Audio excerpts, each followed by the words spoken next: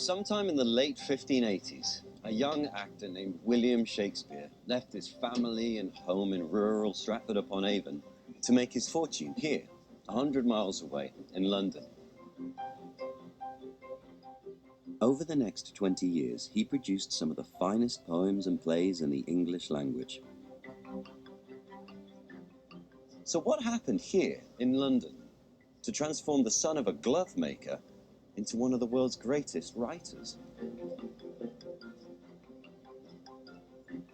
Today, London is a global centre for finance, the arts and fashion, and is one of the most diverse cities in the world. But what was London like when William Shakespeare first arrived here? It was obviously a much smaller city. Much of the activity was focused on the City of London, which is now the financial district. The rest of London was not very much developed. The West End didn't exist. Covent Garden was still a garden. And like modern London, it was a very busy, bustling place. There were lots of people coming into the city looking to make a living. It was a very diverse population, lots of immigrants, different social classes living closely together, the very rich to the very poor. And all of these people were hungry for entertainment, and particularly the entertainment that the theatre could offer.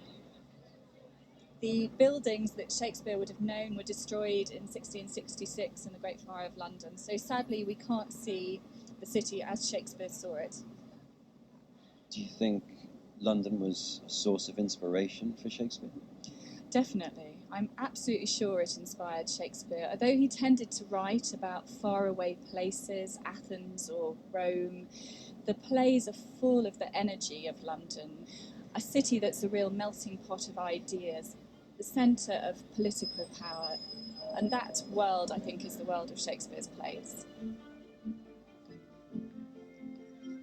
In his first decade in London, Shakespeare built up a reputation as one of the country's most successful playwrights.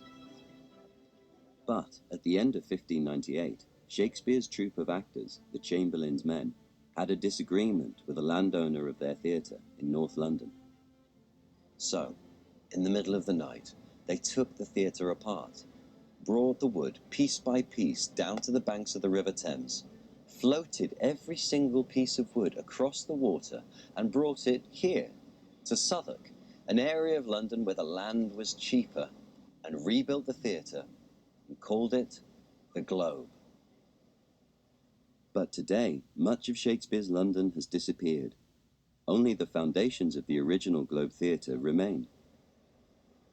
We're opposite a square which looks quite plain. There's office blocks and apartment blocks around us, but this is the site of the original Globe Theatre, which opened in 1599. This is where this magnificent theatre once stood. With the arrival of the Globe Theatre, how did Shakespeare and his actors' lives change? Shakespeare, for the first time, had some real financial stability behind him. He had a large share in the Globe, so he was earning quite a bit of money by this time. And I think from this foundation of financial security, his creativity flourished. During the first 6 or 7 years of the opening of the Globe, he produces some of his most memorable plays, including the great tragedies, Hamlet, Othello, King Lear and Macbeth. What was their working daily life like here? Shakespeare would have been working very hard indeed, because plays changed very, very often. This meant Shakespeare would have written plays very quickly and under very demanding conditions. Shakespeare continued his playwriting almost until he died in 1616. But his work lived on, thanks to his friends who saved many of his plays in a book now known as the First Folio.